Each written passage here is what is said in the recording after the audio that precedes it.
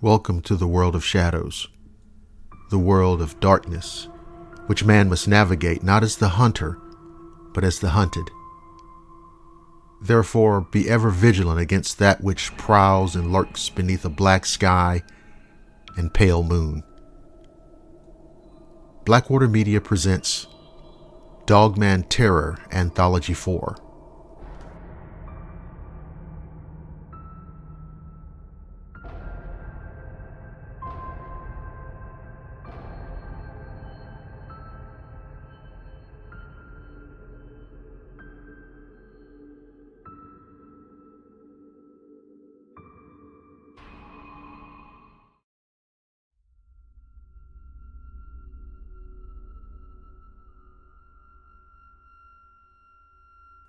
I'm an outdoorsman.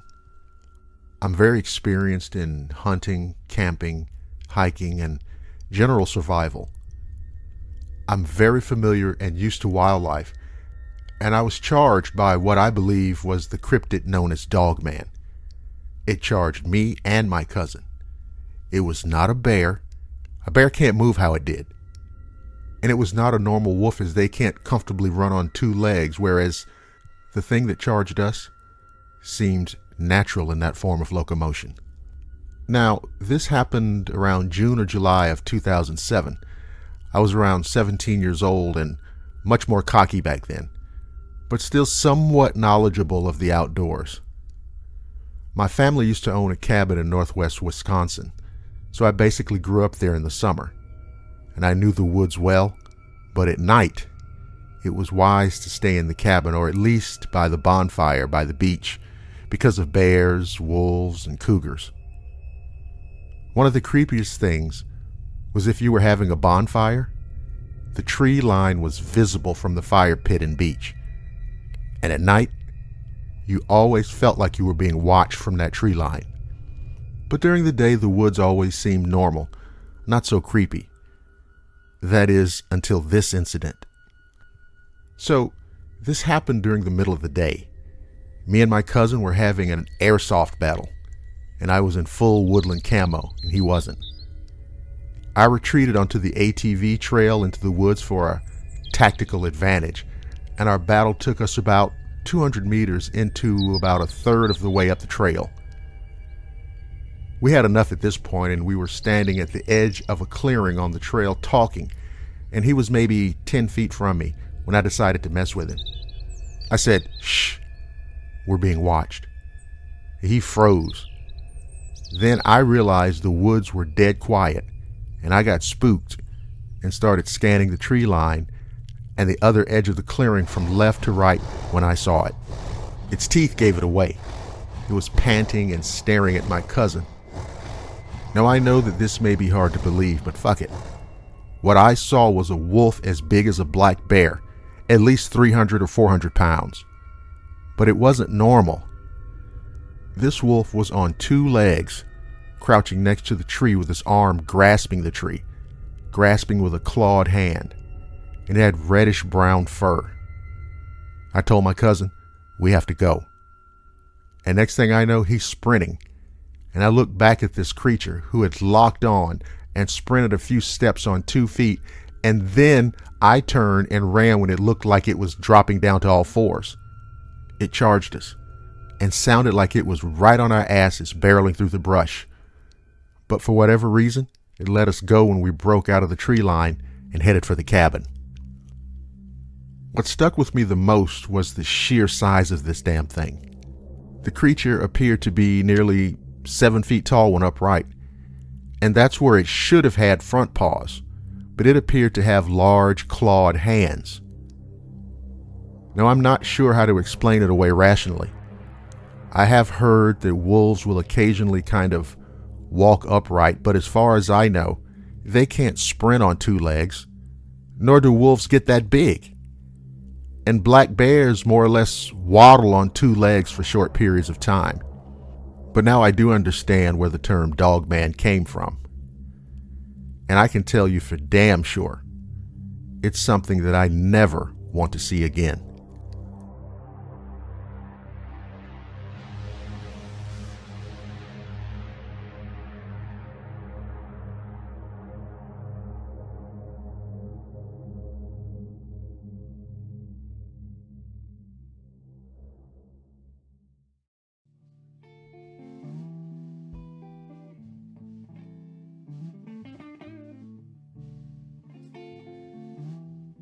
I love fishing for bluegill, or brim as most Georgia folks call them. Now, brim are also commonly known as panfish, which just refers to an edible game fish that doesn't grow larger than the size of a typical frying pan. And you catch them with just about anything you can put on a hook.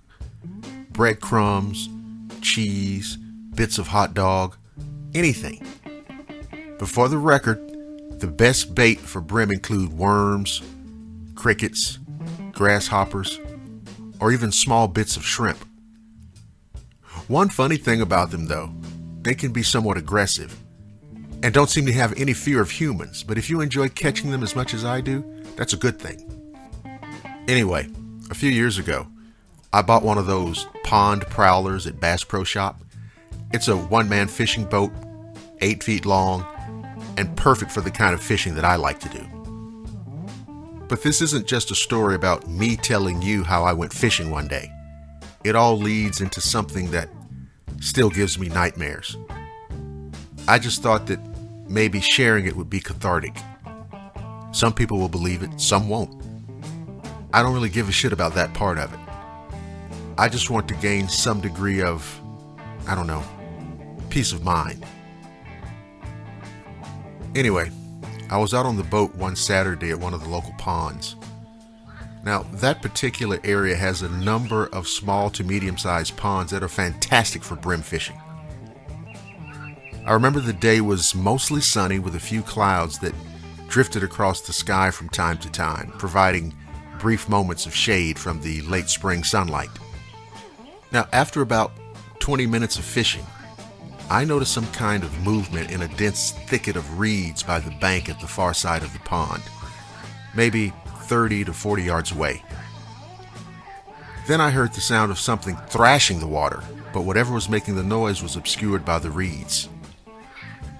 And then it wasn't. Rising up from the reeds was a huge creature that had all the features of a wolf except that it was standing up on 2 legs. I was frozen in place with terror. Now this thing had dark fur, very dark fur, and eyes that seemed yellowish orange, and they were locked on me. There was what I took to be blood around the snout of the creature, and there was also what looked to be some kind of dead animal in its right hand. I remember saying under my breath, "Holy shit," over and over. I started maneuvering my boat back to the bank while also trying to keep an eye on the wolf thing. When I got myself back onto dry land and secured the boat in the cab of my truck, the creature was still there watching me. As I walked around to get into the truck, the creature let out a loud, growling snarl as if to hasten my departure. And it damn sure worked. As I pulled away, I saw the wolf creature lower down onto 4 legs and then run off in the opposite direction.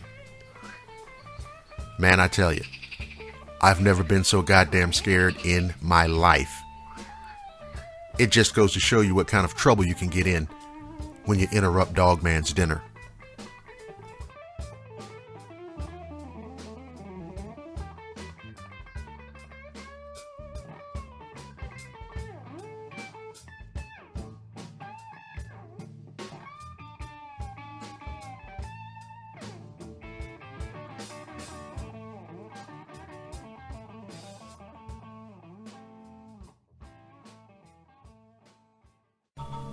In Washington, ghost-like objects dart across the radar screen at the CAA Traffic Control Center at National Airport for several hours, traveling more than 100 miles an hour. Air Force jet fighters spend several hours chasing the objects plotted on the radar scope. Something else is out there.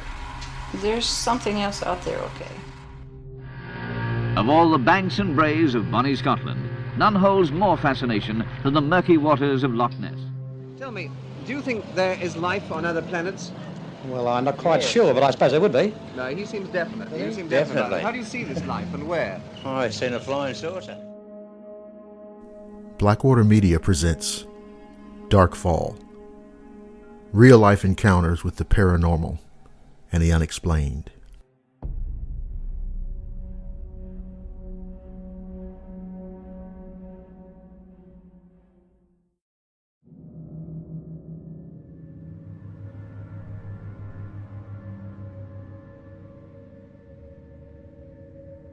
I work in real estate, or more exactly commercial real estate. So my work takes me all over the place, from urban industrial areas to very off the beaten path, secluded areas, farmlands, development lands, etc. Well, on this particular day, which was in October of 2012, my last assignment of the day was to go out and survey an old farmstead near Cayuga in Haldimand County, which is about 30 miles south of Hamilton, Ontario. The place had been vacant since the 90s, and I arrived in the late afternoon, I'd say around 5:30.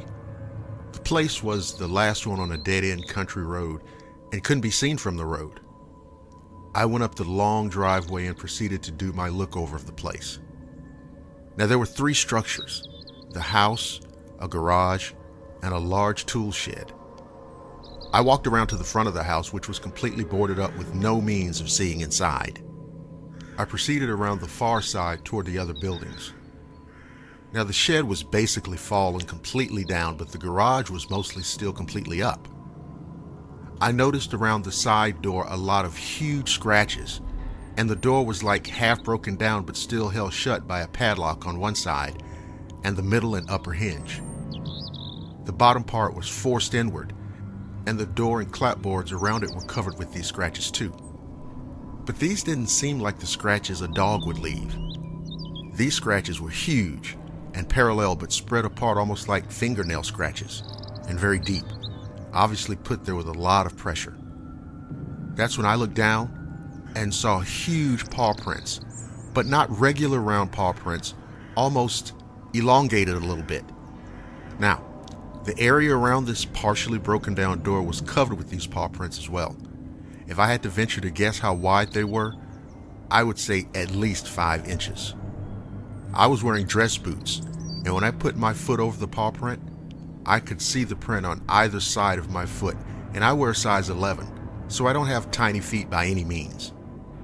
Now, I began to feel very uneasy, and that's when I recall noticing that all the sounds of the forest were gone. It was dead silent. And that's when I took to noticing a stench, like wet dog, urine, and even shit. I mean, the whole area just smelled rotten, like a swamp, rot and decay. But this smell was very strong and very, very putrid. Now, that feeling I told you about, that feeling of being uneasy, it only intensified. And all of a sudden, I felt like I wasn't alone, and decided I'd seen enough and quickly headed back to my car. That's when I heard something in the bushes, and it sounded big. I mean, it was going through the trees very quickly and very hard. So I got back to my car, got my ass in, and locked all the goddamn doors. When I started the car and turned the lights on, that's when I caught eye shine in the tree line ahead of me. Now, my first thought was it might be a dog, or maybe even a fox. But the eye shine was not at the level that a dog's head would be. In fact, it was a hell of a lot higher. I would say 4 to 5 feet up, maybe even a bit higher. And although it was getting on toward dusk, and there were a lot of shadows, I caught sight of a large wolf-looking creature stepping out of the brush. I mean, this damn thing was so big that I knew that it couldn't be any kind of normal animal. But what made me freak all the way the fuck out was when it stood up on 2 legs. 3 words popped into my head: time to go. So I quickly backed the car around right into a goddamn wet, marshy spot and got my car stuck. Holy shit. I'm out here in the fucking middle of nowhere, car stuck in the marsh, and a damn monster wolf lurking around in the area. But what's crazy too, I was still interested in watching this thing rather than where I was going, which of course was a mistake. So I got my attention quickly back to the car, and as I tried to free myself from the mud, I looked back to where the creature was, and it was gone. At the spot it had been, I could see further into the trees and thought maybe the creature had retreated back into the wood line. After several seconds of rocking my car back and forth, I managed to get out, and I left quickly. I don't think I've ever been so scared in my life. The creature seemed to almost radiate an intense sense of evil. I returned to that spot about a year and a half later, and the place is gone. Someone bought the property and tore it down and cut down a lot of the trees. But to the best of my knowledge, nothing's been developed there. It's still just vacant land. For a long time, I didn't even speak about this, and I didn't want to be ridiculed or made fun of. A coworker said it was probably a bear I saw, but I know for a fact that there are no bears this far south in Ontario unless it's in a zoo. I'd long forgotten about this till I recently heard some Dogman stories on Blackwater media and decided to reach out to Dr. Lester about what happened to me. I handled the sale of some farmland on the nearby Six Nations Indian Reservation, and the client was one of the few remaining pure-blood Indians. I'd put him easily in his 80s, if not older. I asked him about odd happenings in the area, like strange animals. And without really telling him about what happened to me, I sort of let him know that I'd had a weird experience. Not in detail, just that I was on the property when something strange happened. He responded with a question I didn't expect. "You saw it, didn't you?" He went on to say that there are many things that are unknown to this world, but wouldn't comment further. He only said that there's a good reason that particular place sat empty and unused for decades. I had nightmares about that day for about a year afterwards, and I'm still very hesitant to do surveys in areas like that, because I have no desire to ever again be stalked by Dogman.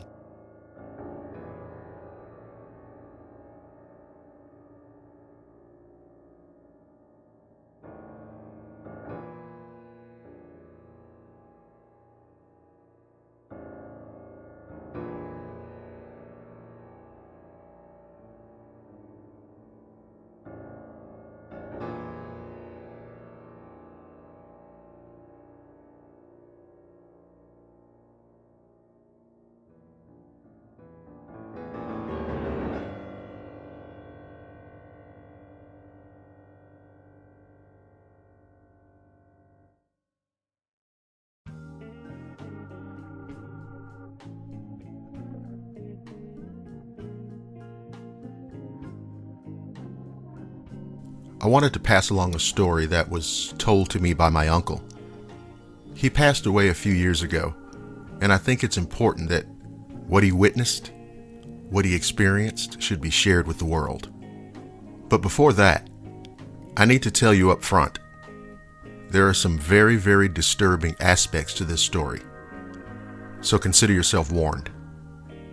This story goes back to 1957, the year that Hurricane Audrey, one of the deadliest tropical cyclones in U.S. history, devastated the southwestern Louisiana coast. My uncle said that there were many folks down in the bayous that were killed, and the survivors went out trying to recover bodies. He and some others who had friends in that area participated in recovery efforts. He said that at some point, he broke off from his group, which he admitted wasn't a smart thing to do. But he came up to a big cypress, and about 25 feet up, he saw what looked to him to be a gigantic black wolf sitting on a branch, eating the body of a child. From the clothing remnants and the length of the hair, it looked to him like a little girl, maybe 10 years old. He said he reached for his rifle and shot the thing 3 times with .35 caliber Winchester shells.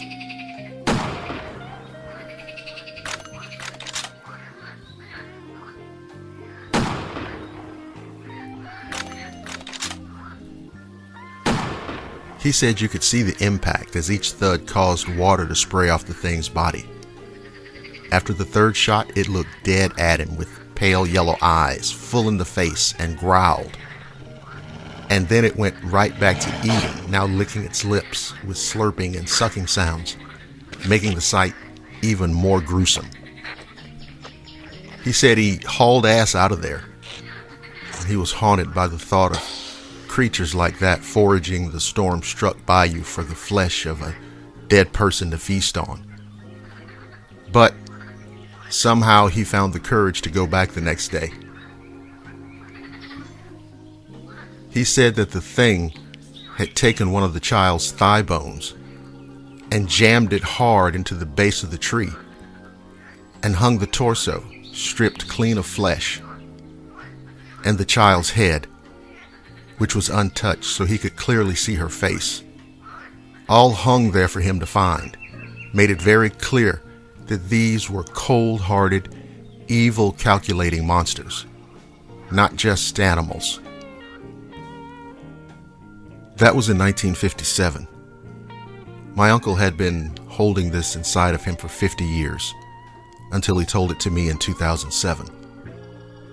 A story about the aftermath of a natural disaster, and the story of a monster.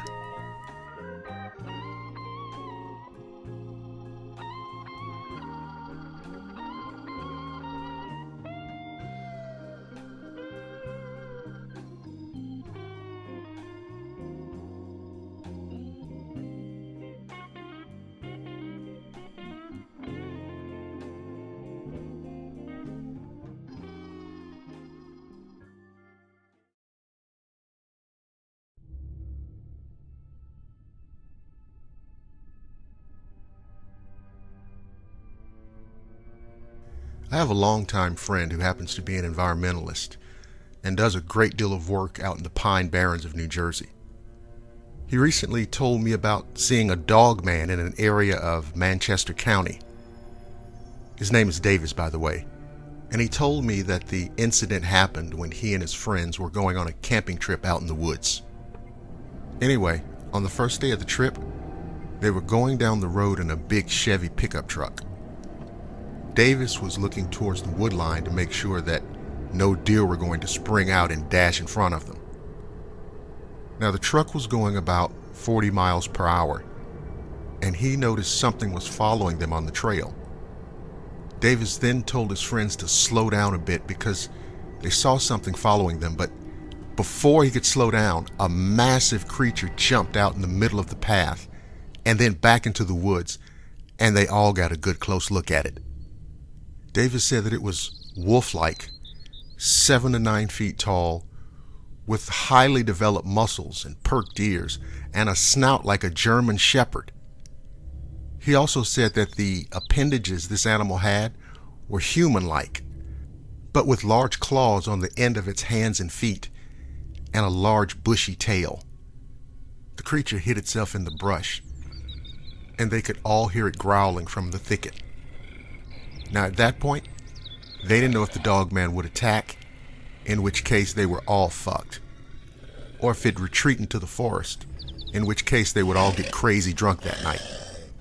After about 30 seconds, the growls faded, and it was followed by the startling sound of something big tearing through the woods and moving away from them. Of course, they were all horrified at the sight of this creature. Davis said he looked over at his friends, and they all looked like they'd just seen a ghost, with the blood drained from their faces. That killed the camping trip, and most other ideas about subsequent outings, fishing, hiking, and whatnot.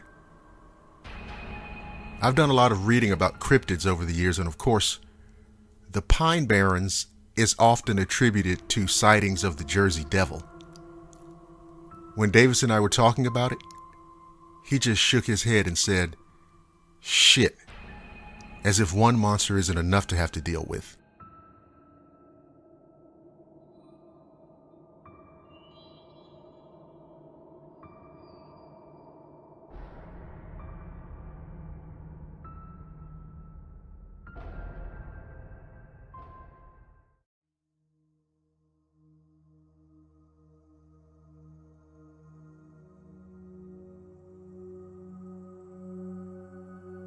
My encounter with the Dogman goes back some 40 years. It was on my grandparents' property in Denmark, Wisconsin, which is southeast of Green Bay. The land out there is a lot of farmland with patches of woods. I was 10 years old at the time. My grandparents owned a few acres of land, and on the far right corner of their yard, there's a thick patch of woods and swamp that goes on for a bit before hitting another farm field. I was standing on the back deck shooting cans with my BB gun. It was a hot and muggy morning in mid-July. And all morning outside, I just had a real eerie feeling that I couldn't shake. It was like I was being watched, but every time I looked around the yard, I never saw anything. So I just went back to shooting cans, but I got that feeling again. I started scanning the tree line of the woods, and that's when I saw it. It was standing next to a tree, and it was absolutely massive. Now, when I got older, I went back to that tree and tried to get an estimate of height, and I'd say it was 7 to 7.5 feet tall. The only way I can compare the body is like to Arnold Schwarzenegger. It was unreal how big its shoulders, arms, and chest were. It was covered in gray fur that was really, really shaggy and thick on its shoulders and down a part of its body. I know when people describe dogmen, you hear a lot of, "Oh, it looked like a timber wolf standing on 2 legs," or "It had the head of a German shepherd." This was not the case at all. The head and face looked like a werewolf. It had pointed ears on the top of its head.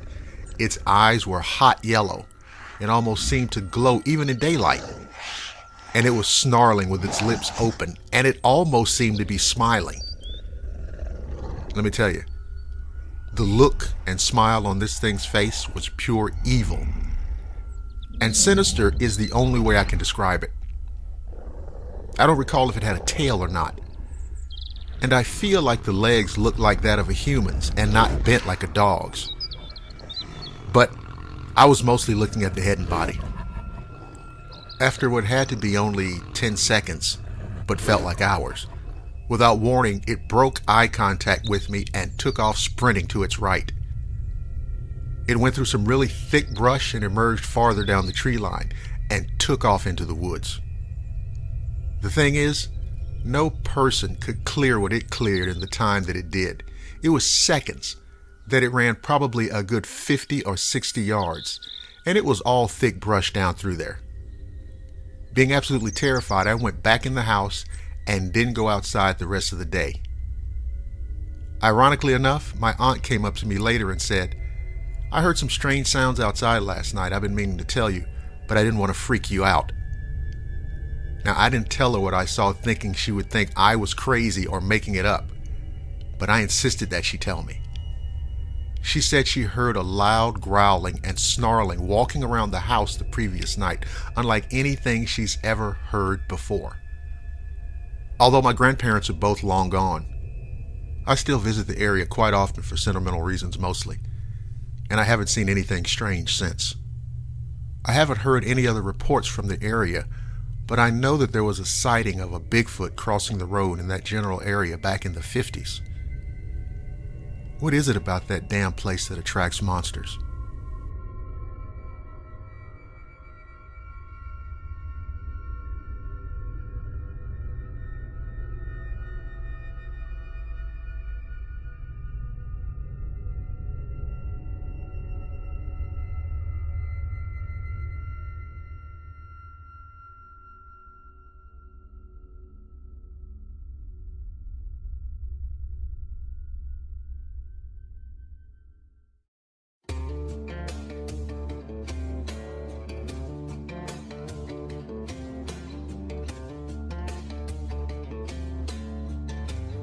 I live in rural Montana, and I truly believe that the creature that I saw a couple of nights ago in the woods near my house was a dogman.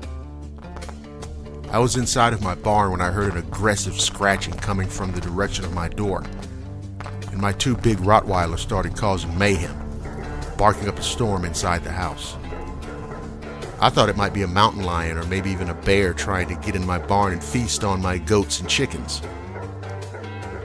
I grabbed my damn shotgun, and when I opened the door, I saw a creature, maybe 25 yards out, and what I saw shocked the shit out of me. I was looking at a gigantic, wolf-like thing standing there, looking back at me, but the motherfucker was standing up on 2 legs. It stood there just long enough for me to get a good look at it, as if that was the point. Shit, I raised and pointed my shotgun at the son of a bitch, and in that instant, it turned and ran off into the darkness. I fired a shot anyway, just to let it know that I wasn't fucking around. I noticed that there were scratches covering my door. These scratches looked much deeper than what a mountain lion or bear could have made. I remember hearing about dogmen a few months previously from one friend of mine, but I never imagined that I would ever see one. Then I remembered that lots of my neighbors had been losing their livestock at an alarming rate. Now I know why. Since my encounter with the creature, I haven't seen it again. But I know that it's still out there lurking in the woods. And I can promise you this: my shotgun is never, ever very far away.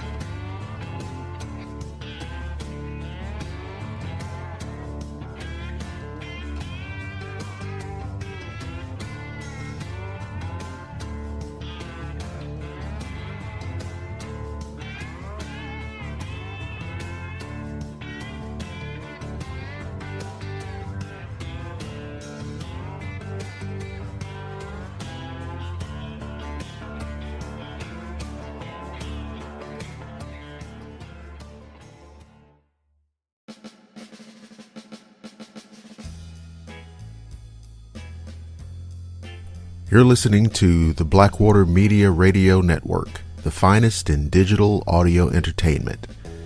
This is Blackwater Media coming to you from the great city of Atlanta.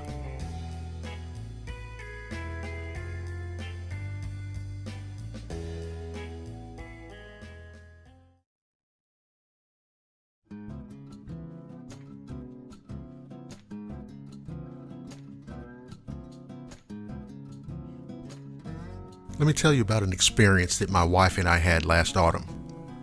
And by last, I mean late September of 2020. I wanted to be specific because I assume that people will be listening to this at any point in the future. Anyway, my wife and I were sitting out on the back deck, listening to music and having drinks. This is something we do fairly regularly in the fall, as it's generally cool enough to enjoy the glow and soft warmth of the fire pit and the crisp autumn air. With the kitchen window open, the music from the stereo wafted out into the evening air and made everything that much more pleasant and enjoyable. It was a Friday. Now, earlier that afternoon, I'd grilled a couple of steaks and a package of brats, and that, along with the potato salad, the grilled zucchini, and Texas toast, would easily make an autumn weekend's worth of delicious dinners. Anyway, our back deck looks out across the backyard, which goes on about 30 yards, at which point a fence squares the yard in. Now, beyond that fence, there's a stretch of woodland that starts about 10 yards beyond the fence line and grows denser as you move inward. So we were sitting out there talking about getting another couple of pieces of Halloween decoration and how good it was to see the changing color of the leaves, when my wife suddenly pointed out to the far side of the yard, beyond the fence and into the wood line. What she saw, well, what we both saw, was what appeared to be a pair of eyes. Glowing eyes, and I mean stark, orange, amber eyes looking dead at us from the wood line. Then the eyes rose up to at least 8 feet off the ground. Behind those eyes was the outline of what looked like a giant wolf. It took a step forward and we got a better look at it. And this thing was fucking massive, with black fur and a huge German shepherd looking head. Now we sat there frozen and frankly horrified. My wife broke the silence and quietly asked, "What the goddamn hell is that thing?" And all I could do was shake my head. And at that exact moment, we saw it drop down to 4 legs, turn, and shoot off into the woods. I thought about it, and there's really no way for me to correctly convey just how fast this creature moved. Anyway, a few seconds later, we heard a bone-chilling howl in the distance. We just sat there, calming ourselves by sipping on whiskey highballs. My wife got her iPad and started doing searches. After only about a minute, she learned that these creatures were known as dogmen, and they've been sighted all over the country and even other parts of the world, and that they're powerful, vicious, and seem to regard humans with absolute malice and contempt. So, that's how we came to learn about these creatures. I've heard and read about how so many people say they want to see one. I promise you, you don't. My wife and I have nightmares about our encounter. Terrible nightmares about being stalked by the creature and then turning around only to see a menacing pair of large amber eyes.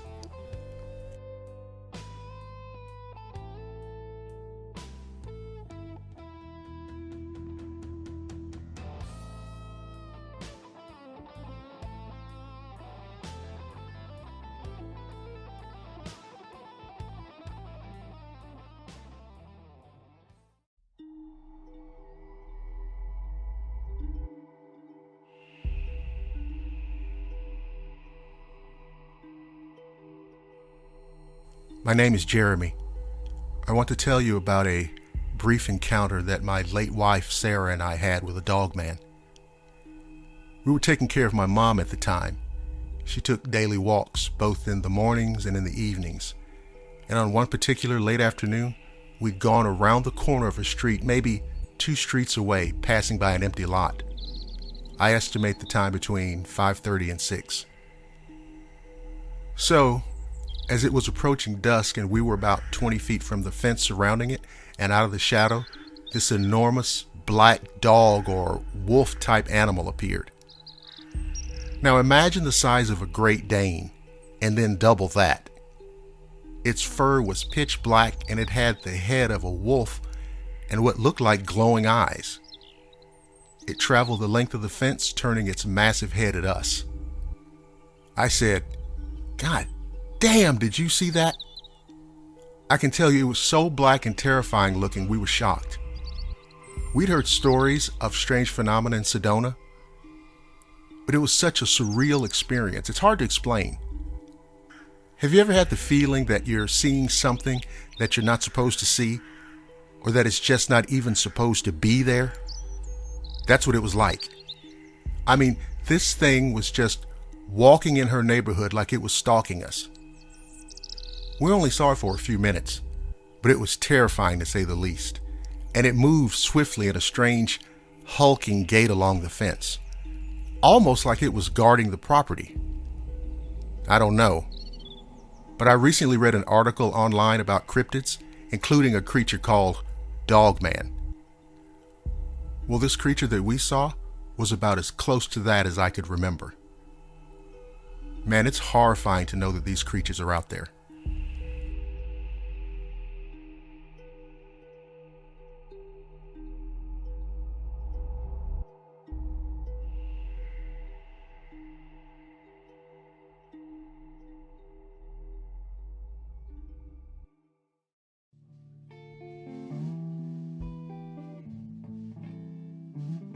Hey everybody, this is Dr. William Lester, and I want to tell you about a new membership opportunity from Blackwater Media.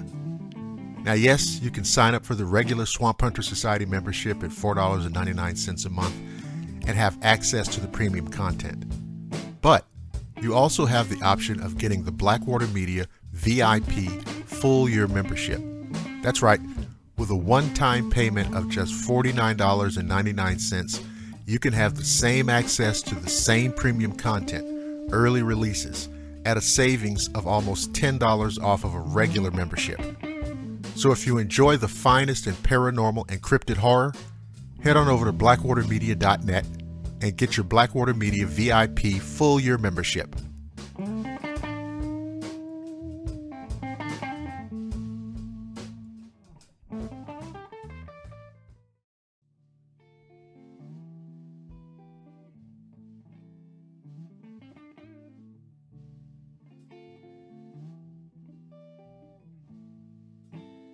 Two summers ago, I think it was mid-June or early July, my cousin was staying at my house. I live with my grandparents and take care of them. She went out onto the back porch to have a smoke around 10 o'clock, and while she did that, I decided to have a cigar and went out to my car to retrieve my lighter. It was a pretty nice night, good visibility from the moon, but I live out in a relatively rural area of Texas. Visibility isn't as good as you get into the city. Although there were no streetlights, I could clearly see across the road and see my driveway, which I normally can't. But that night there was a very bright full moon. Now across from my house is a lake, separated by about 100 yards of land and a small road. As I was coming back from my car along the edge of the lake, I saw a creature. And I say that because that's the most apt word for it. This damn thing was easily 8+ feet tall and was on its hind legs and covered in fur and had a stereotypical werewolf profile. And by that I mean it had a wolf-shaped head and a large growth of fur leading from the bottom of its maw down to its stomach. I clearly remember hearing the footfalls down by the lakeshore. The neighbors to the right of the edge of the lakeshore had just planted juvenile trees along the property, so they were each about 6 feet high, and this thing easily towered over them. I genuinely felt my blood run cold, and as quietly as possible, I ran back into my house while this thing just ambled along the lakeshore. It had a fairly big stride as well. That only frightened me more. I came back out onto the porch to tell my cousin, and she immediately asked me what happened before I even opened my mouth. And according to her, all the color had drained from my face. I told her everything, and I promised I wasn't messing around, and she agreed. She knew it when she saw it on my face. We stayed silent on the porch while we smoked, and we heard weird crackling in the brush at the bottom of the hill the back of the house overlooked. Nothing ever came of it, and in the 2 years since, I haven't seen the thing around here, but I'll never forget it. I still think about this every once in a while, and it always brings back feelings of terror and dread.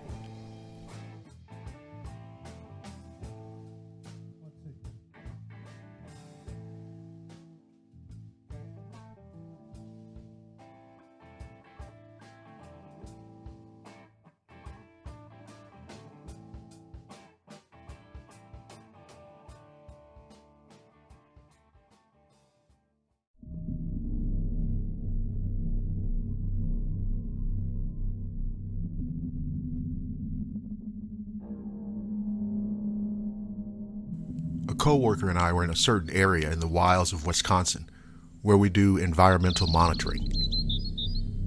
Now by monitoring, I mean standard rain event monitoring of an MSHA regulated site. And due to lack of rain, the site was not discharging water to sample.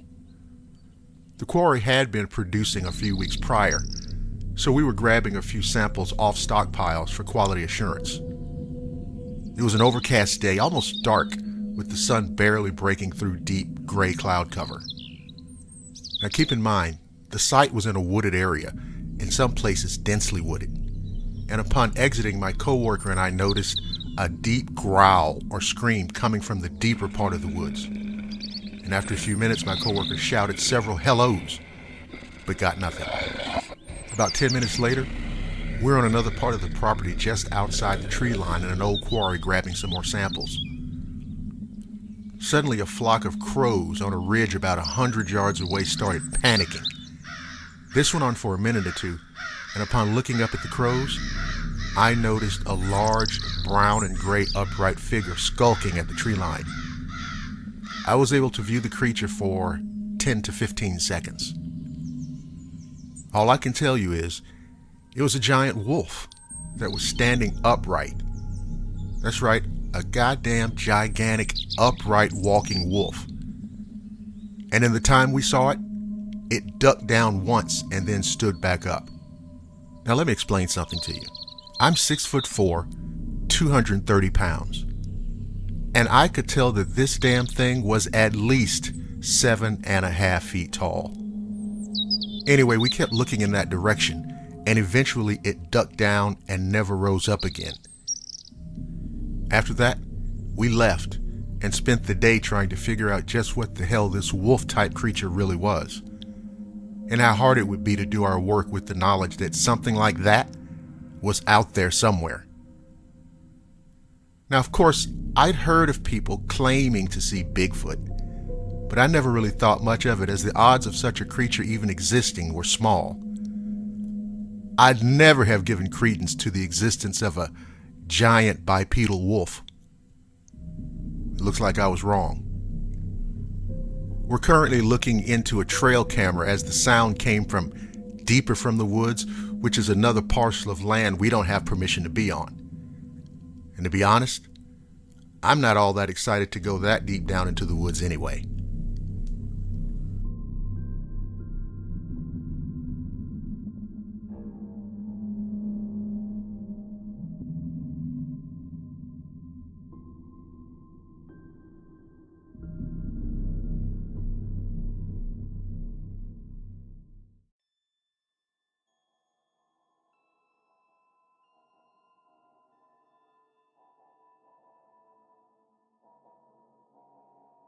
My father told me about a very weird and frightening thing that happened out at his place a few years ago. He said that he awoke one night to the sound of dogs barking and realized that the neighborhood dogs were barking at something that was moving parallel to the road. When his own dog started barking, he went outside to see what was up. Across the street is pretty much all forest except a church directly across the street that was at the time just a gravel lot. He said the moon was very bright, so even in the dead of night, he was able to get a look at something that shocked and scared the hell out of him. Running across the lot was a huge creature that he said had all the features of a gigantic wolf, dark fur, long wolfish snout, but the goddamn thing was running on two legs, and he could definitely hear the sound of the creature running full tilt across the gravel. He said he could also hear terrible sounding grunts, growls, and the most bone-chilling howls imaginable. So he kept his eyes on the thing until it disappeared into the darkness. Now, as you might imagine, more than a few things freaked him the fuck out. Number one, it was definitely wolf-like, huge, and ran on 2 feet. Now try having a dog run on gravel versus a human, and you can tell the difference in the sound. In terms of size, both my father and I have witnessed large animals like bears and moose running through the underbrush, and according to him, it sounded like it was of a similar size to those creatures. He estimated it to be 7 to 8 feet tall. Number two, it was easily running somewhere around 40 to 50 miles per hour in the clearing of the lot, then slowed down again as it went back into the woods. He was able to compare the speed because the road itself has a 45 miles per hour limit, so it was going just as fast as a passing car. Number three, the wolf creature's huffing, gasping, and growling was so loud he could hear it from his front door and was obviously not human. We looked online later to compare its sound to other animals, and it really didn't sound like anything he'd ever heard before. Another strange thing, there was almost a synchronous reaction that the dogs had. He's never heard dogs react like that before. Both him, my stepmom, my stepbrother, and several of our neighbors can all account for hearing the strange barking from the dogs, but it was only my dad who actually saw what they were barking at. Nothing happened like that since, and I've never personally witnessed anything like it. The location of the encounter is right on the border of the Cascade Mountain Range, and is surrounded by federal land and some privately owned land. If you're familiar with the area, or shit, even if you're not, take my advice. Stay away.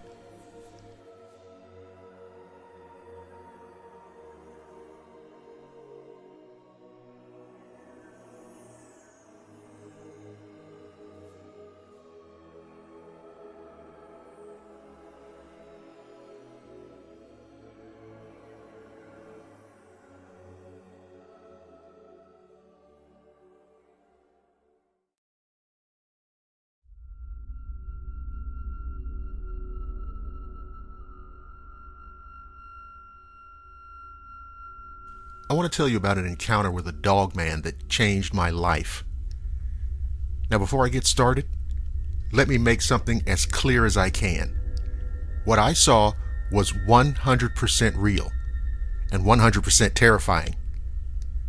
And no, it wasn't a bear, it wasn't a coyote, and it damn sure wasn't my imagination. It was in the evening, and my family and I were coming back from Chesapeake Beach, Maryland, from having dinner. It was me, my brother, Mom, and Dad. I was 16 and in the back right passenger seat talking football with my brother. Riding along, I was just looking out the window, and there was this little road that merges onto the main road to the left. So as we merged, we picked up a little speed. We were going maybe 25, 30 miles per hour. And you had to cross this little bridge, and it's really bumpy, so we slowed down even more. Once we did that, I looked up ahead, and about 35 to 40 yards ahead, I saw something standing on the wood edge off to the right a little, but it was exactly at the edge of the woods. It had both arms on a tree just standing there, meaning its right arm was on the tree about shoulder height, and its left arm was in basically the same position. So its arms were spread out with its hands on the trees. It was easily 7 feet tall, maybe even taller, and it had a wolf-looking face, only larger, like a dire wolf from Game of Thrones. It was dark too, almost pitch black, and the hair was medium length. I could see that its legs seemed to be arranged like a canine, you know what I mean? Kind of backwards, the way a dog or a wolf's would be. And then this fucking thing actually locked eyes with me. I saw it for about 15 to 20 seconds because of the distance. And I thought to myself, God damn, what am I looking at? It had very pointy features and didn't look like how people describe a Bigfoot, but actually a werewolf. A lot of people call it Dogman, but I'm more inclined to say it was an actual wolf man. I said out loud to my family, "Did you guys see that thing?" And they were like, "See what?" To this day, my family still doesn't believe me. And most other people think I'm crazy or lying, so I very rarely tell anyone about it. But it was real.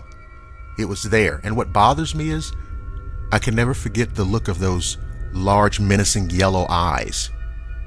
It had a look of pure evil. Are these kind of things out there all the time? And where do they go? And where do they come from? And what do they want?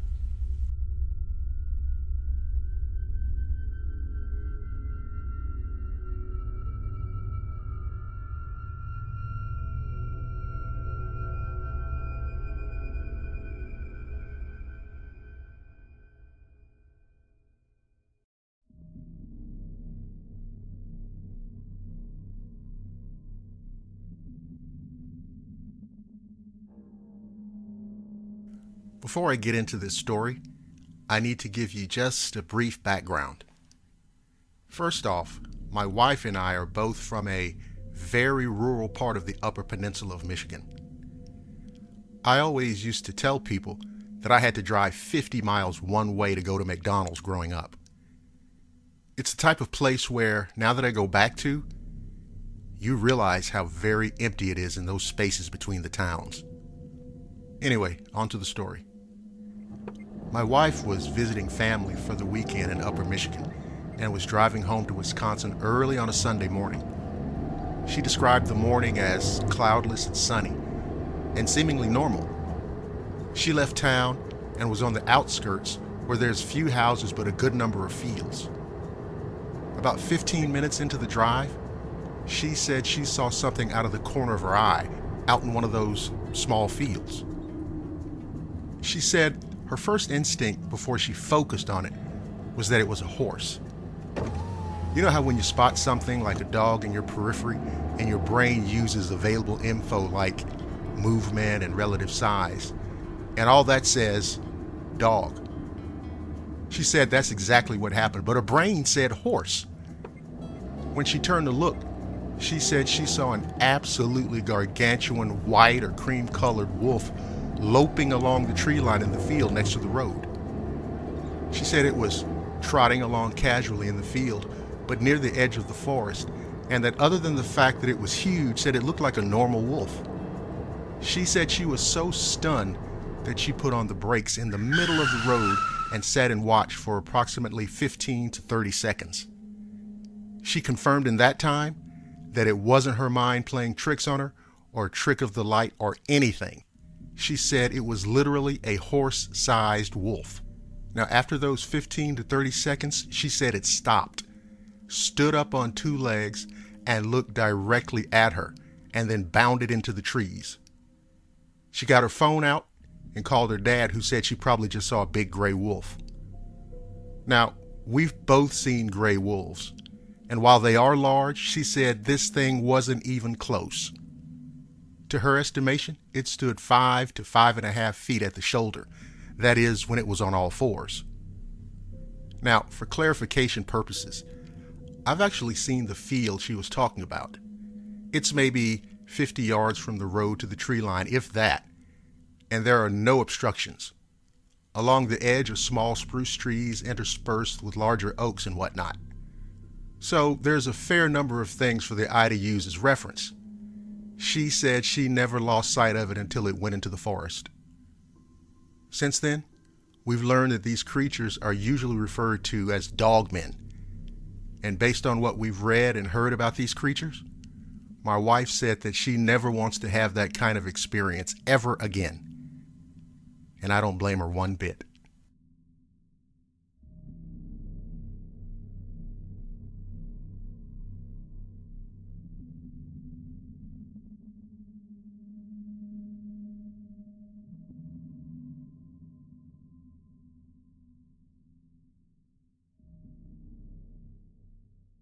I live alone and have for 3 years since my divorce. And it's mostly been great to have my own space and my own house where I'm free to do whatever I want, whenever I want.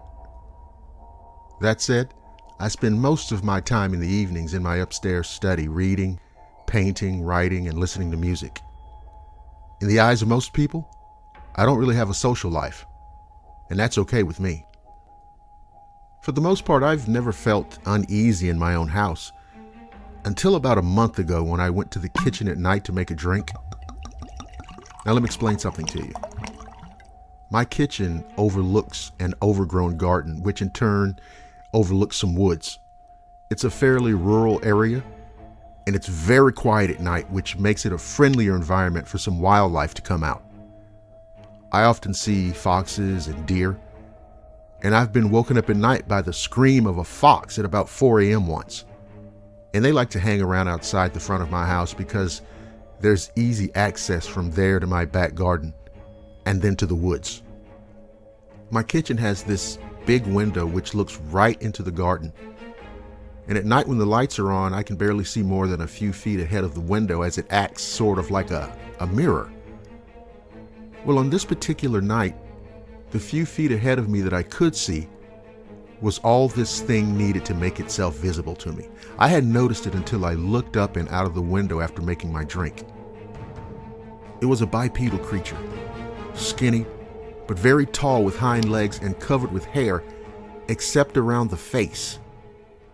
Now, it sounds ridiculous to some people, but the first thing that popped into my head when I saw it was werewolf. Its mouth or snout was protruded slightly, somewhat similar to a canine's, and it had ears that were pointed back at an angle from what I could see. And it just stayed there looking at me with two huge yellow eyes. His head was tilted to the side and its bottom jaw was slightly open. I didn't even know how long it'd been there. I'd been in the kitchen for about a minute before I even bothered to look out of the window. I just froze. You think you can rationalize what you do in situations like that? But I was fucking frozen in terror. I was telling myself to move, but my body felt icy cold. I couldn't do anything. Eventually, like after 10 seconds, although it felt much longer, I managed to move and ran out of the room, not daring to take my eyes off the creature. And as I did so, its head rotated to follow me as I left to the comfort of the upstairs, which was the creepiest thing about it. Since then, I've not gone into my kitchen at night, save for a few necessary occasions. I'm preparing everything I need before it gets dark, and then staying upstairs for the rest of the night. If I absolutely need to go into the kitchen, I rush in so I can get out ASAP. That feeling you get when you turn all the lights off before you have to go back upstairs and feel like you're going to be chased upstairs by some unknown entity, that's the feeling I get when I go into my kitchen at night.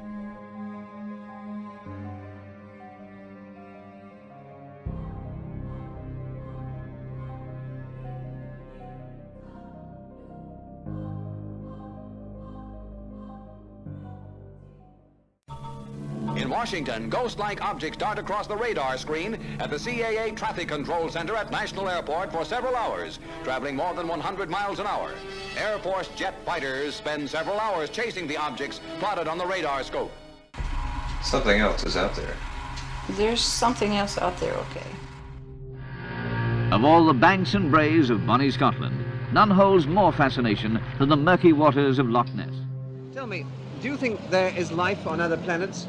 Well, I'm not quite sure, but I suppose there would be. No, he seems definite. You seem Definitely. definite. How do you see this life and where? Oh, I've seen a flying saucer.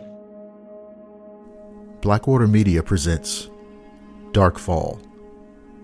Real-life encounters with the paranormal and the unexplained.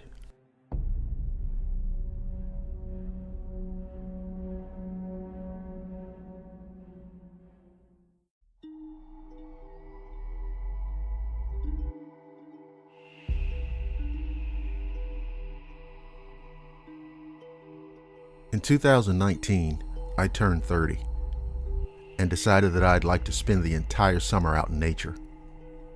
I was scouting an area that was in Delaware County, which is the suburbs of Philadelphia, looking for the perfect spot to spend my summer.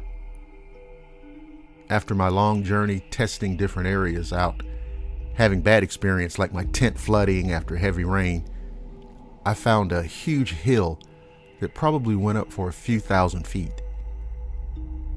This particular hill was on a giant rock outcropping with a lot of beautiful stones, mostly garnets embedded in the host rock. Now, I honestly thought I found the perfect site to set up camp. It was secluded from everyone and everything, and surrounded by a large creek. The area was well planted with huge trees of many sorts. So due to all these factors being perfect for what I was looking for, I set up my tent right on top of the hill. The tent that I owned was a one-person tent, literally just big enough for me to sleep in, which is all I really needed. I was pretty much set, and all I had left to do was create a barrier with local tree branches so I could keep out anyone and hide my tent. Upon stringing up a huge wall of branches in the area and putting up trip lines around my campsite, I began my summer experience in the wild. Days and nights came and went that summer of the bone-chilling incident that changed my life forever. So before I delve any deeper into this experience, I want to add that it would be nearly impossible for anything or anyone to get up this hill. Someone would have to be extremely dedicated in finding this place to get to it. During my adventure living alone in the wilderness, my brother would occasionally meet me at a prearranged location to drop off supplies, beer, food, water, etc. But one beautiful summer night, after it just rained heavily, I was laying up on the hill right outside my tent and suddenly became immersed in an extremely dense fog. It was weird, but after the heavy rain, I didn't think much of it. The whole area looked as if it were covered in a huge cloud.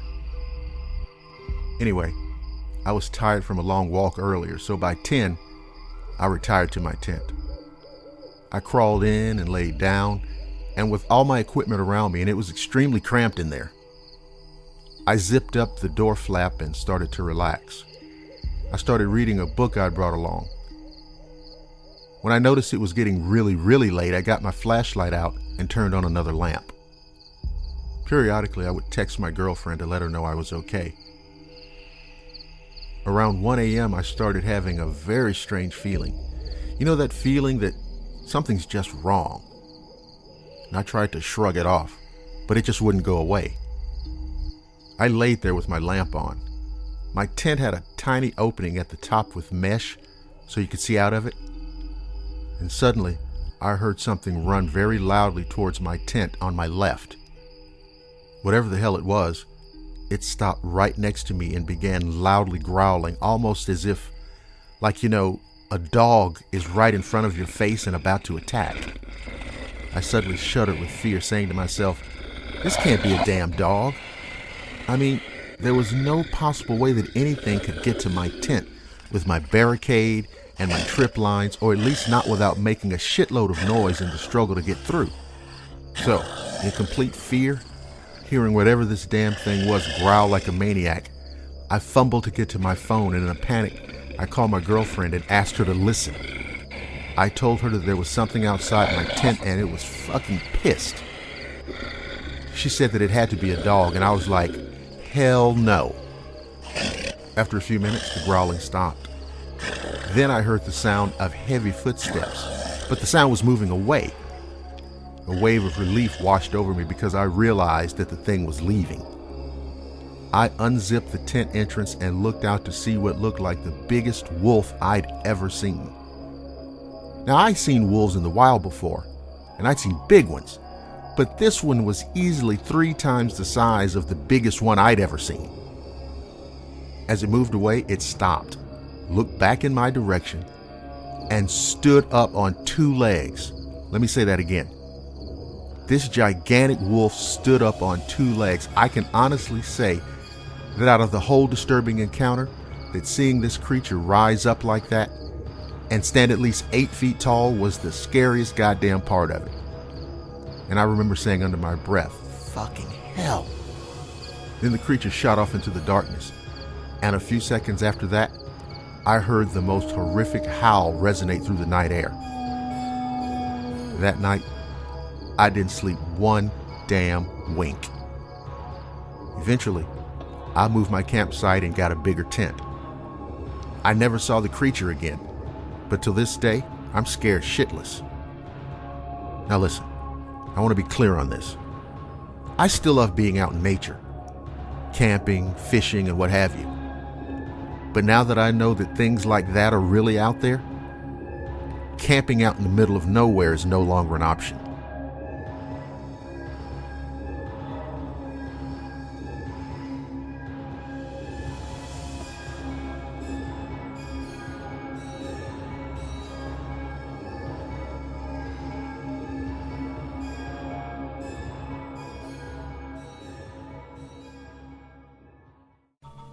In Washington, ghost-like objects dart across the radar screen at the CAA Traffic Control Center at National Airport for several hours, traveling more than 100 miles an hour.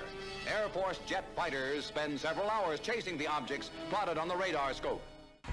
Something else is out there. There's something else out there, okay. Of all the banks and braes of bonny Scotland, none holds more fascination than the murky waters of Loch Ness. Tell me, do you think there is life on other planets? Well, I'm not quite sure, but I suppose there would be. No, he seems definite. You seem Definitely. definite. How do you see this life and where? Oh, I've seen a flying saucer. Blackwater Media presents Dark Fall. Real-life encounters with the paranormal and the unexplained.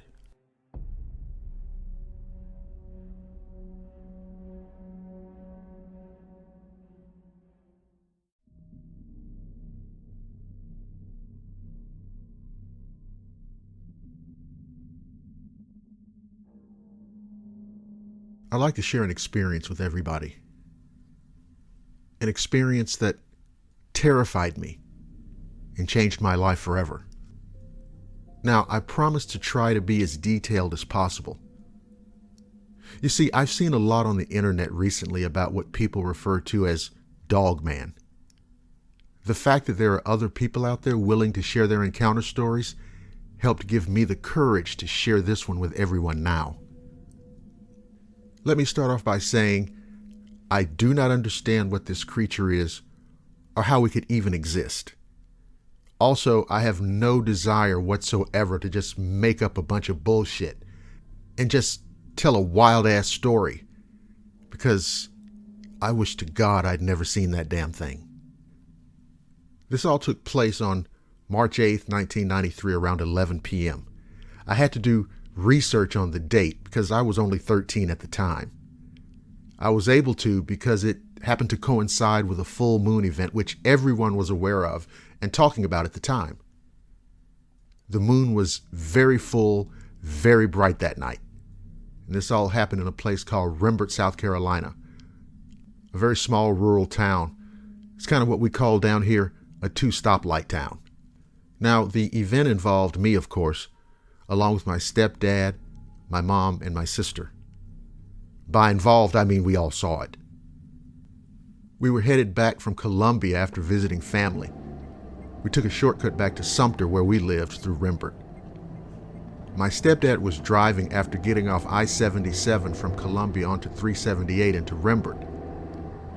We were abruptly stopped by a small red car that was abandoned in the middle of the road with all four doors open, with no driver or passengers in sight. Now, you can probably imagine we were all a little bit alarmed by this, and we urged my stepdad not to stop because we didn't know if it was a trap to rob unsuspecting Good Samaritans or whatever. So as my stepdad slowly edged around the red car, this incredible animal thing approached our vehicle. It came from the direction that would be considered in town. In my estimation, it was probably 10 plus feet tall. It reminded me of how I visited New York for the first time, looking at all the skyscrapers and having to really turn my head to the side and peer straight up to see the buildings. That's what it took to get a good look at the creature. It was completely covered in all black fur. It was standing and walking upright like a man. It had very long, sharp nails, and it was kind of snarling, so we could see that it had very sharp teeth.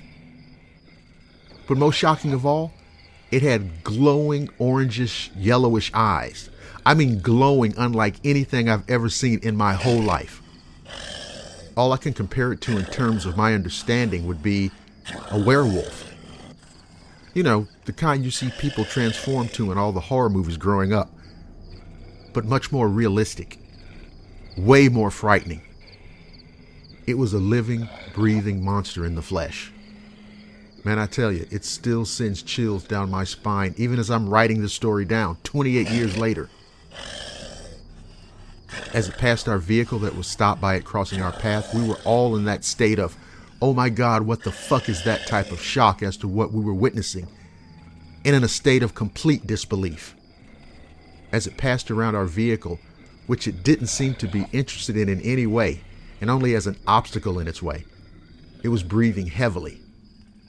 It almost seemed hypnotized or in a sort of trance. It disappeared on the other side of us into the cornfields off the side of 378, and my stepdad slammed the gas pedal and sped off. The sighting was very quick, probably 20 seconds, but it almost seemed like it happened in slow motion, if that even makes sense. We rarely spoke of it over the years, but we were all certain, and we were all in agreement too, that it was something not of this world. We felt it was otherworldly. Not sure if the moon had anything to do with the sighting other than knowing the cliche about werewolves coming out on the night of a full moon. My mother and sister have since passed away. I think from time to time to bring it up to my stepdad or ask him about it to see if he remembers it. I'm sure he does. I've been hesitant, but have shared with select people over the years. I know it's viewed as crazy or something that people make up because it's outside of our understanding. And it conflicts with many people's views and beliefs. This sighting has stuck with me, and it will randomly pop into my head out of nowhere. I still wonder if it did something to the people that were in that red car. The whole thing has left me with far more questions than answers. But one thing isn't up for debate or argument. That night, on a dark rural highway under a pale yellow full moon, me and my family crossed paths with a monster.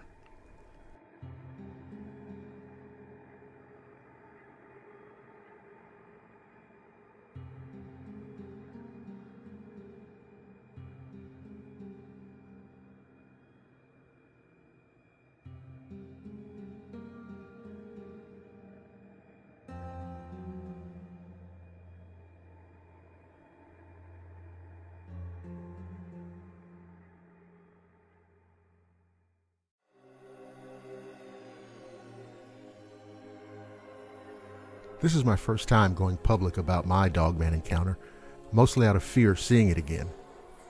This took place roughly 14 years ago. When I was a kid, my family moved out of the city and moved to a small town called Deer Brook, situated on the outskirts of Antigua, Wisconsin. Our house was surrounded by woods on 3 sides and a river and field in the back. The first year out there was really calm and relaxing, other than constant coyote howls every night. But every so often there would be a different howl. It was a deeper, much louder howl that would shake us to our core. At first, my parents would dismiss it as a wolf or just a bigger coyote, but something about it seemed off. One night in mid-July, my brother, my sister, and I decided to pitch a tent in the back field along the tree line. We just wanted to go camping. We sat with sticks, roasting our marshmallows by the fire till it got really dark, and then the typical howl started up. But once again, that deep howl was back, and it sounded like it was right in our ears. With how loud it was, it's hard to even guess where it was coming from, so we decided to put out the fire and get in the tent. Later that night, my sister fell asleep, so my brother and I chatted and just made jokes. Within minutes, we heard animals running around outside the tent, and then this little raccoon started to claw at the side of the tent that I was sleeping on. At first, I just kept poking at it, but then we heard something else, the crack of sticks from the trees. At that point, my brother thought it was a bear and told us to be quiet, and woke up my sister. We started to hear footsteps coming closer and closer, and pretty quickly, they were right next to me. Now the raccoon just bolted the hell out of there. And then there was this strange odor coming from somewhere, and it smelled like copper, sulfur, and a wet dog. It was almost overpowering and made me feel like I could throw up. Then we heard our mom calling us, and as she shined the flashlight on us, it revealed the most unsettling thing I've ever seen. The shadow of this thing was shining through our tent, and it was massive. It had pointed ears that were tilted back like a dog on the prowl, and its hands were human-looking with long fingers that ended in a point. The mouth was in the shape of a snout, just a little shorter, and it had a mid-sized tail. My mom started screaming, and whatever the thing was bolted back into the woods, and that's when I got a fairly good look at it. We tore ass inside the house with our mom and didn't go back out for a few days. Now fast forward a few months. I was in the living room with my mom while my sister was in the shower. We were watching Wheel of Fortune or some game show like that when my sister screamed, "Bloody murder." My mom jumped up and went to get her. She pulled her out of the bathroom, and I got curious as to why she was freaking out, so I went in to see. Above the shower is one of those super small windows that only a small head could fit through. And in the window was a set of red, glowing eyes staring down at me. Holy shit. We stared at each other for what seemed like a decade, even though it could only have been a few seconds. Now here's the weird thing. I didn't feel fear, but more like curiosity. And I didn't feel like I was in any danger at that time. And as my mom came in to get me out, the eyes turned away as well. Now that night was a kind of gloomy night. It wasn't very windy, but there was a light drizzle. Later during the night, my brother and I got woken up to the window being opened. It was locked beforehand, by the way. After that, we just closed it and went back to bed. It happened again and again, like 3 more times, and each time we locked it. But the final time was the worst. It flung open so hard that the glass shattered, and then we saw the thing that pushed it open. It was that same monstrous hand from the tent, but I could see it clearly now. It had matted black fur, or hair rather, covering its whole arm. The skin on its palms was like a light tan, and the claws were easily 5 to 6 inches long.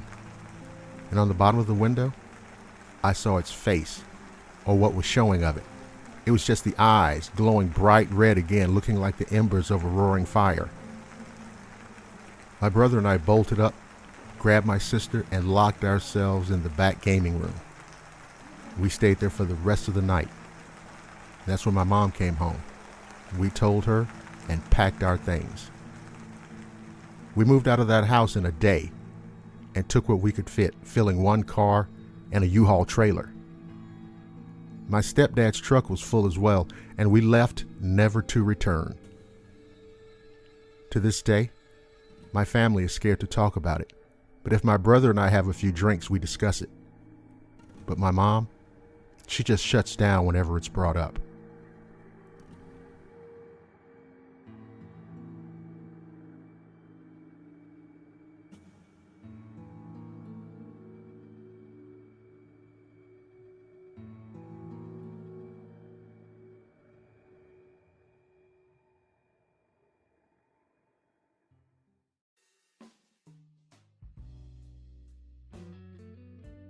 I'm an avid bird watcher. I took up the hobby about 3 years ago, and it's really been one of the most enjoying, fulfilling experiences of my life. I remember when I was little, my grandmother had several bird feeders and baths in her backyard, and I would sit at the window and watch all the different birds fly in and out. Robins, brown thrashers, cardinals, blue jays, as well as many more that I couldn't identify at the time. But it was my love of bird watching, or some people are now calling it birding, that led to an experience that I would never, ever forget. It was about this time last year on an unusually warm January day when I trekked up to Dawson Forest Wildlife Management Area. Dawsonville is north of Atlanta in Dawson County. The location is a large area of varied habitat near the Etowah River. I knew that the marshy wetlands hosted breeding species including common yellowthroat, indigo bunting, blue grosbeak, orchard oriole, so on and so forth. Plus, I was counting on seeing what species could be seen along the edges of the forest.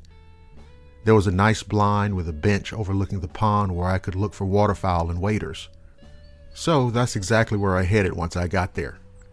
I hit the bench, took out my thermos of piping hot coffee, poured a cup, took a few sips, and just kind of took in the surroundings. The morning mist had all but dissipated. I broke out my Athlon Argos binoculars, looked out across the pond, and got the shock of my life. Standing on the far bank of the pond was some kind of large canine-type creature. It reminded me of something in many of the werewolf movies over the last several years. Its ears pointed straight up. It was very tall and had broad, powerful-looking shoulders. Through my binoculars, I could make out its muscle definition, and its eyes had a very deep orange tint to them. The other really strange thing about it was that it seemed to have hands with fingers instead of paws. I was in an absolute vortex of abject fear and wild fascination. Now the creature looked around and then went down on all fours and started drinking, but stopped after only a few seconds. It raised up its nose and I could see its nostrils flaring. Then came a moment of total terror. It must have caught my scent because it locked its eyes dead on me. And I didn't move. But while I kept my binoculars on the creature, my brain was on fire trying to calculate how fast I could get back to the car. Then, as it kept those enormous fiery eyes fixed on me, the creature let out a roar that hit me like a tornado. From that point on, I was in survival instinct mode, and I'm sure that I moved faster that day than I ever had in my life. Shit, I'm not even sure that my feet were touching the ground, and before I knew it, I was slamming the car door shut and starting the engine. I don't even think I exhaled until I hit the on-ramp to the interstate. So that's what happened. I have read a good bit on cryptozoology since then. All kinds of encounters with all kinds of creatures. Chupacabra, Mothman, Bigfoot, lake monsters, and a menagerie of other weird things.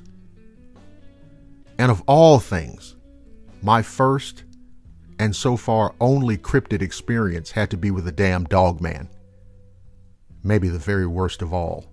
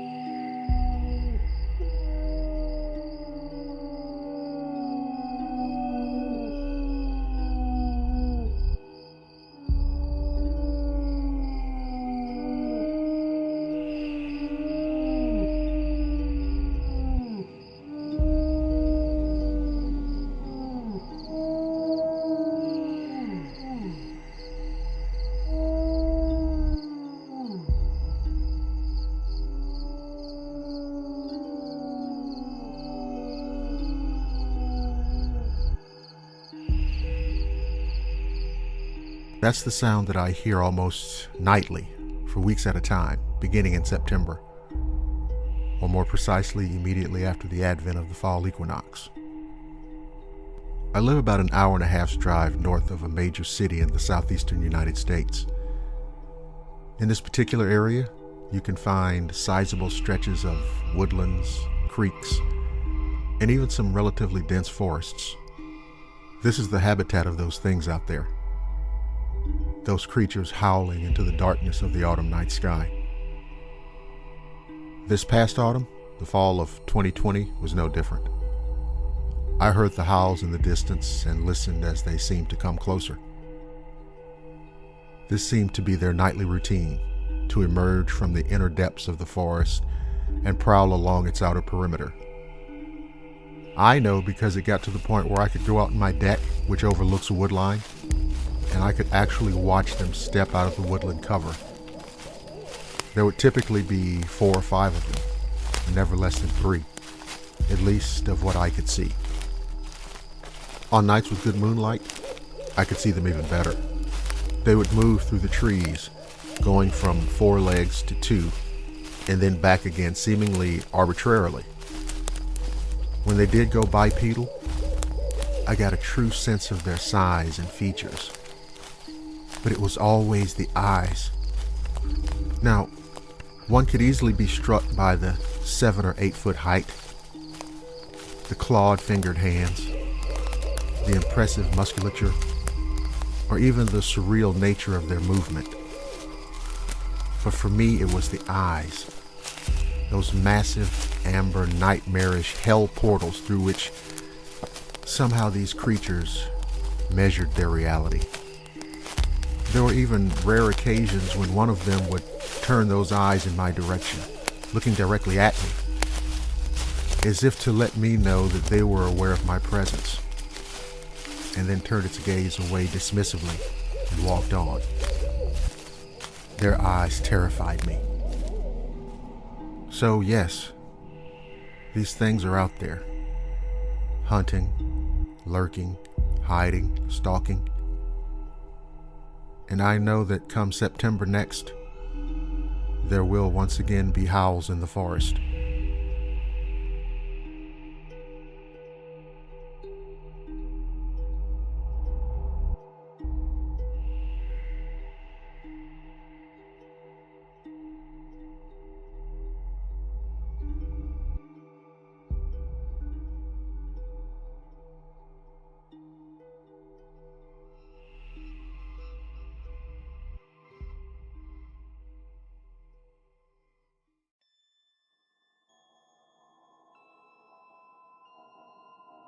I've been hunting for over 30 years now.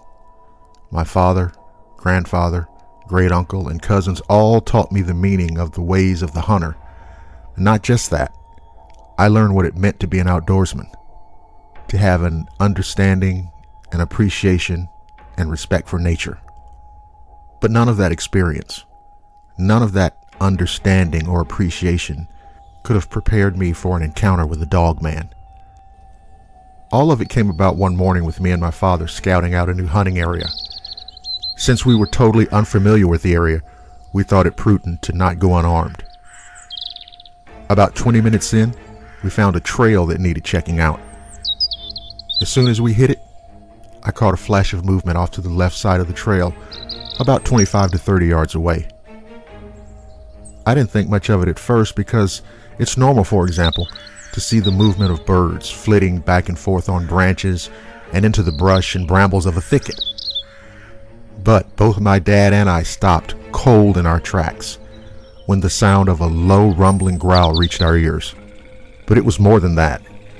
You could feel the power of the growl vibrating all the way through you down to the bone.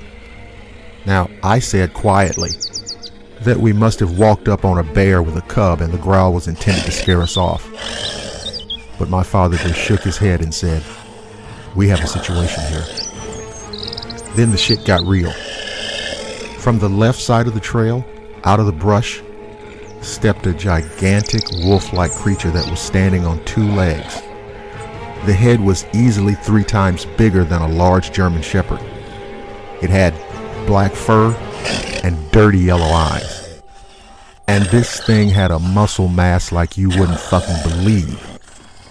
It was easily 7 feet tall and had a mouthful of teeth that looked ready to do business. So there we were, my father and I, caught up in a terrifying showdown with this thing. I raised my pistol and pointed it at the creature, and when I did, it tilted its head to the right. Then my dad said under his breath, "Put that goddamn thing down and take 2 steps back." Then the creature dropped down on all 4 legs and took off to the right at a tremendous speed, and we watched it until it disappeared into the forest. That was about 10 years ago. My father and I have talked about it several times, only with each other, off and on since then. He always reminds me that if I'd pulled the trigger that day, that I probably wouldn't be around today to share this story with you.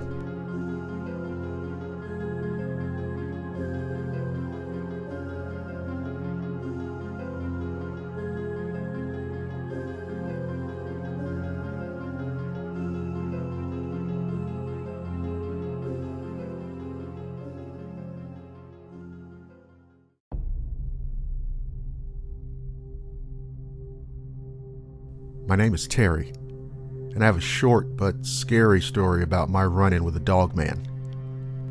I live in a certain part of Florida that has very deep woods and it's a very swampy location. I don't want to be too specific about the names of places. In fact, I've even changed some of the names for the purposes of this story, because I've learned all too well what can happen when people find out about a dogman encounter. Now, I've had multiple strange occurrences around my property, mostly at night. But I want to tell you about this one particular incident that, to put it mildly, scared the hell out of me. Now, what happened took place in an area called Gibson Creek Campground. I was invited to go hunting with a buddy of mine last winter for wild hogs. You could usually find them out there looking for water or rutting around in the muck. So we left out from Gibson Creek Campground and paddled upstream. Eventually, we made it way out to where we could make another camp. After nightfall, we'd already set out a couple of trail cameras. I'd say we were there till about 2 a.m. And the forest, which is usually quite noisy, was somehow strangely silent. You know, that kind of quiet that you know isn't right? So I turned to my buddy and he turned to me. We gave each other those looks of a little fear and a little confusion. So we humped it back to the tent. I'd say no more than 60 seconds later, we heard what sounded like something huge booking it across the creek over on our side about 10 feet out, and then it just stopped. When we looked out, oh my God, what we saw was a gigantic wolf, maybe 8 feet tall, standing there on the other side of the creek. I heard a deep, low-level growl, and my friend perked up to silently announce that he heard it too. So of course, you can imagine that seeing that creature, realizing that something like that is real, scared the complete and total shit out of both of us. We didn't hear it anymore, and after that, the regular nighttime forest sounds came back. Crickets, owls, all of the things you'd expect. But we didn't leave our tent until daylight. So please, allow me to offer this little advice. If you enjoy camping, that's fine. If you enjoy a jaunt through the woods, great. But when the sun starts to go down, get your ass out of the forest and back to the main camping area and stay there until sunrise.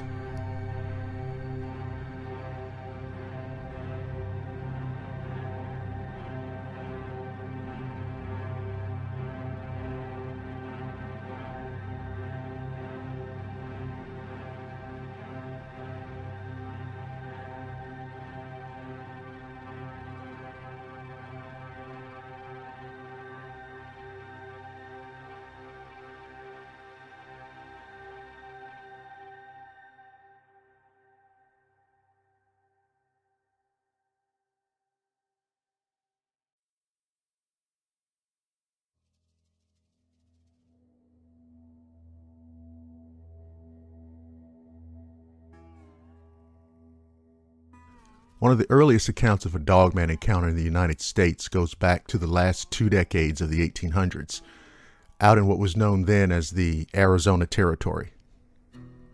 Now, of course, when you mention the American Southwest in relation to this, some people automatically think of Native Americans, the Navajo in particular, which leads to the inevitable conversation about skinwalkers. But this story has nothing to do with skinwalkers or shape-shifting or any of the other subjects that sometimes get dragged down into the Dogman discussion. Now, some of you have heard about some of the things that went down in Tombstone, Arizona. That's right. What I want to tell you about happened around the time that Wyatt Earp, Bat Masterson, and Doc Holliday were establishing themselves as permanent historical fixtures of what we now call the Old West. But it was another man, a man named William Arnett, now largely obscured by time, who was engaged in exploits no less exciting. Arnett was a Texan and was known to have done a stint as a ranger. But he had, over a period of time, worked as an Army scout, bounty hunter, and was known to be an expert tracker. It was this reputation that brought him to the Arizona Territory, Cochise County to be precise. You see, between Nugent's Pass and Bisbee, there were more than 24 ranches that had been experiencing what at the time was being called strange goings-on. This included sheep, chickens, and cattle being attacked in the middle of the night and eaten, in whole or in part. Of course, this was initially attributed to coyotes, but the severity of the mutilation suggested a larger predator, a much larger predator. But more than that, there were even reports of a strange creature skulking around the outskirts of many of these ranches, just as dusk fell. It was described as a wolf as big as a buffalo, a wolf that could stand up on 2 legs and walk like a man. Now, the men who were able to catch a glimpse of the creature were only ever able to get off a few random shots at it until it scrambled out of sight. The last ranch to be struck was the Gadsden Place near Packard, just west of Bisbee. The scene was the same as all the rest. Cattle gutted, ripped, mutilated, and half-eaten.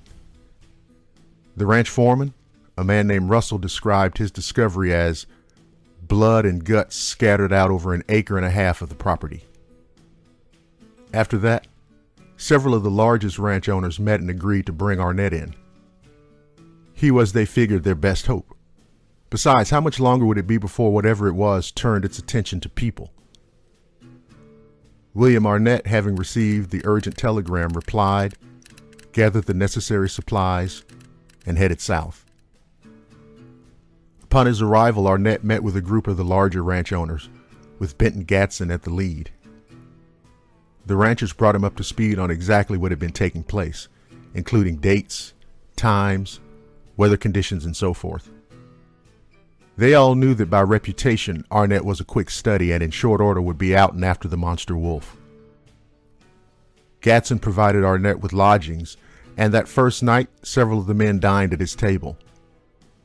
You see, Gadsden had started the ranch after coming out west from Ohio after the surrender of General Lee.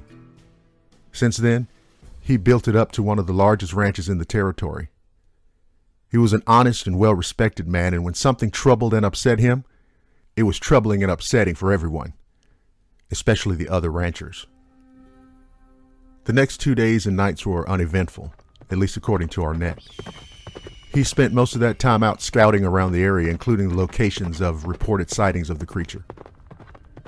It was said that at the time he didn't talk much, just a nod and an occasional word in morning or evening greeting, but was seen regularly writing in what looked to be a leather-bound journal.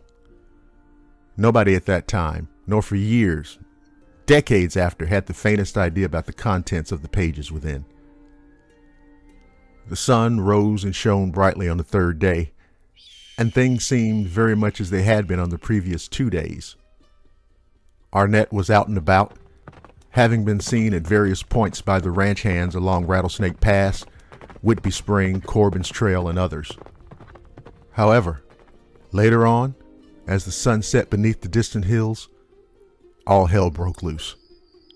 It started with barking dogs kicking up a ruckus and the sound of a horse most assumed to be Arnett tearing ass through a meadow. Then, somewhere out in the darkness, a terrible howl. Behind that was the distinctive sound of Arnett Sharp's 1874 rifle. The night air began to fill with the anger and fury of the chase and the hunt.